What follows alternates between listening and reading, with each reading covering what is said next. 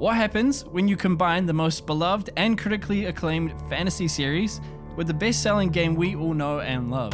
Well, you get the masterpiece that is the ArdaCraft server. Led by its founder Fornad, the highly skilled team of builders, artists, developers, researchers, and more have been hard at work for the last 9 years, recreating the entirety of the Lord of the Rings Middle-earth in Minecraft. This includes iconic locations such as Rivendell, Isengard, Edoras, and many more, all in the most amazing detail. It doesn't stop there though. Every hill, every valley, every ridge in the terrain has been handcrafted to perfection to embody the heart and soul of Middle-earth. So I invite you to join me on this special journey through the team's most recently completed project, the village of Brie, home to the prancing pony and the Hobbit's first stop on their journey out of the Shire. Okay. Action.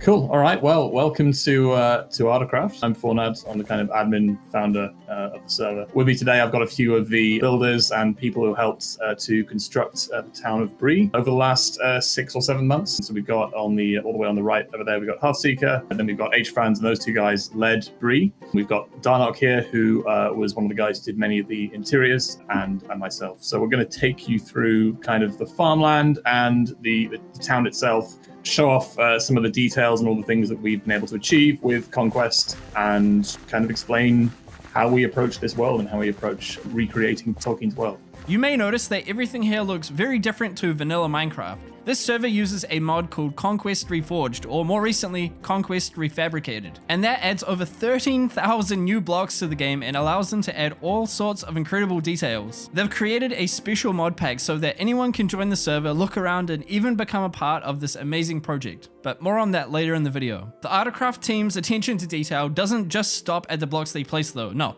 To create a fully immersive world, you have to know where and specifically why to place the blocks, which requires a bit more information. So this is something we're going to talk about a lot in this video, but we do a lot of research around medieval life, and one of the things that would happen, almost every day is primarily the women would come down to the river with the clothes, and they would wash and they'd talk and hang out the clothes to dry, right? That's kind of like our goal is, how would these societies actually work in reality, and how are we going to represent everything, the whole range of professions and tasks that would be required to keep, a place like this going? And so you'll see that throughout, and it really adds to the explorability of the build and the kind of the realism, and to make it feel like you maybe said before we started recording, to make it feel like this is a real place. This isn't just a Minecraft build. This could exist. Yeah. So we actually have a professional botanist who is created or is working. Wow. Yeah, is working on a full map of Middle Earth with biomes based on ones from Europe. So we know eventually we will have a full map, and we'll be able to go, okay, all of these regions will be basically accurate to the way that they would look, in real life. No wonder it's taken you 10 years. Yeah, it's a serious project. Yeah, it's a serious project. No. At least it started off serious until my lack of history knowledge caught up with me. Not a fun fact, probably a very unfun fact. Used urine for washing. Okay. Clothes. One of the first things we end up talking about is urine. We should rename the video. This bridge, please. Yeah, We added urine to Minecraft. After introductions and a bit of familiarizing myself with their process and the method in which they create this world, they took me through the surrounding farmlands as we headed into the village of Brie, showing off a technique where they'd recreated a 1600s medieval farming system called ridge and furrow. I was told the server was set somewhere between the end of summer and early autumn, so these fields had just begun to be harvested, as you can see with the stacks of hay everywhere. Hearthseeker then took us over to his mill that he was super proud of, but I wasn't convinced it was safe for the server. Believe me, I got a working version of this mill that fully rotates. It just about crashed the server, so we're not going to turn it on. But this would actually allow you to rotate the top of the windmill to face into the wind. Wait, really? Yes. Oh. And this is like a real life thing. It's not just like a fantasy. It is add-on. a real life thing. What? Yes. And they even had replicated the method in which the miller would vent smoke up into the gears to prevent bugs from eating the wood and destroying the mechanisms inside, which was just another amazing attention to detail. I feel like I'm going to be saying that a lot in this video. Believe me, I watched an hour-long windmill documentary just to get a good look at everything. Moving now into the built-up part of the village, the team took me through what I can only describe as the most beautifully detailed and realistic Minecraft build I have ever seen. Every single structure and every point of interest had a reason for being there. This very well could have been a real town. The ArdaCraft guarantee is you'll go into any interior and it's all done and it will make sense. Every profession that would be needed to sustain a community like this had been added, from the blacksmith to the bartender, which segues us nicely to the prancing pony. The iconic location where the hobbits meet Aragorn, and often a spiritual home for many Tolkien fans. And I think someone might have to correct me on this, but I think this was actually based on there was an inn in real life that Tolkien went to a few times and based the prancing pony on, and we looked at the way that place was shaped, and they had this sort of big back courtyard place between two wings, and that's kind of how it's described in the book as well. So we went with this kind of look. I think it works quite well. As someone who has seen the movies but doesn't know much about Middle-earth, I also learned on this tour that Brie is not only home to humans, but also to many hobbits. We took a trip up the hill to check out all the hobbit holes that have been carved into the landscape, once again, all in incredible detail. They live kind of higher up the hill than the men do. Kind of near the top here. We're actually getting quite close to the summit. But and that's not because they've been kicked out of town. That's just how they prefer their architecture to be located. I think so. Yeah, they like living in the side of hills. So I guess it makes sense for them to live up here. Yeah. Bilbo's got a mansion by Hobbit standard. I mean, we can go there at the end just to look around, but it's enormous compared to this. He's very rich. He's like the 1% in the Shire. Well, Lord of the Rings is a story about a bunch of nobles and royalty going off for adventures. Okay. There's not that many poor people, apart from Sam, I suppose. Sam's the real hero. Yeah, exactly. Yeah. He's the most relatable character. Yeah, for sure. Okay, I didn't know that. He's the one who saves it all in them. It's great. I could have a picnic up here easily. Yeah. Well, in fact, if you come along here, that's weird. Funny you've said that, because there is a picnic you right guys here. prepared a spot for a nice picnic. Oh, sweet. Yeah, exactly.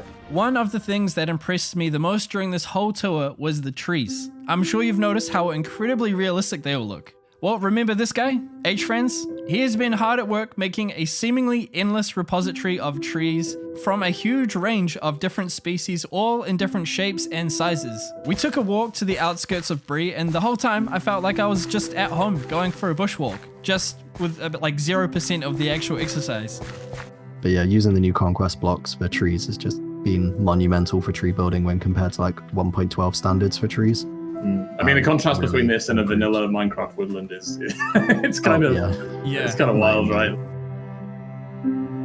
This video just does not do it justice, I promise you. If you are able to, I would 100% recommend downloading the mod pack and hopping on the server to explore this amazing world for yourself. There's a simple step-by-step guide on their website on how to install it, which I'll have linked down in the description. Not only can you stand where we are now and explore this amazing village of Brie, but you can also build using the Conquest Reforged mod on the creative plot world and be inspired by all the different and amazing builds on the server. If you want to take it another step and actually join the recreation project, well, the team gave me a little peek behind the curtain at how it all works and what you can expect. Maybe some people are curious about how actually our process works and how we actually get from nothing to something. There's a little hobbit village just over the hill by Brie called Stavel, which is being constructed right now. Yes, you get this great final product, but how does it look when it's being built, and how do we actually approach building? You join the server, you look around, you get an idea of how our styles look and work, and then you apply. So you can build in a single player. We've got a Discord server where you can apply and give us show us how you build, and we'll review it.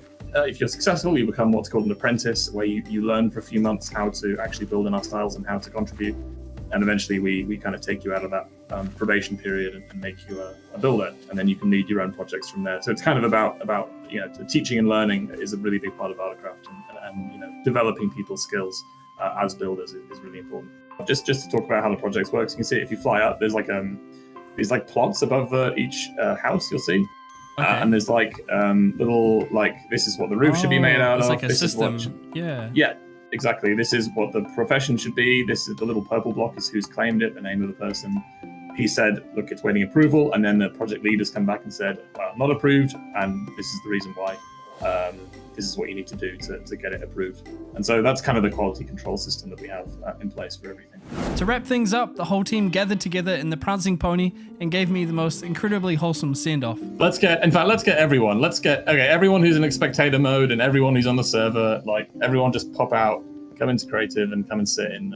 It's gonna get very crowded in a moment, but I think this will be nice. Woo! It's a party, everyone pack in. What we just want people to come and see for themselves, and if they're really inspired by what we're doing, to maybe help out, because as you can tell, this is a big project and we need all the help we can get, really. The ArdaCraft server is not only an incredible project of absolutely epic proportions, but it also has a very special place in my heart. You see, I was first exposed to the Conquest Reforged mod through ArdaCraft by watching videos from YouTubers like Ducon Red. And now that it's been ported to Fabric, it's going to be more accessible than ever, and I really hope people can see the amazing creative potential of this mod. So that's going to be it for the video. I just want to say a huge thank you to Fornad and the ArdaCraft team for having me on. It's been an absolute treat getting to tour this amazing village with you. And also a big thank you to the Conquest mod developers and artists. You guys have done some incredible work. Lastly, I'd like to just plug the ArdaCraft Discord and YouTube channel. Make sure you're following them there to keep up with the progress and stay up to date with the latest news on the project. And also check out HFranz YouTube. They've got some amazing stuff. If you like high quality builds and history, it's the place to be. But that's it for the video. Thanks for watching.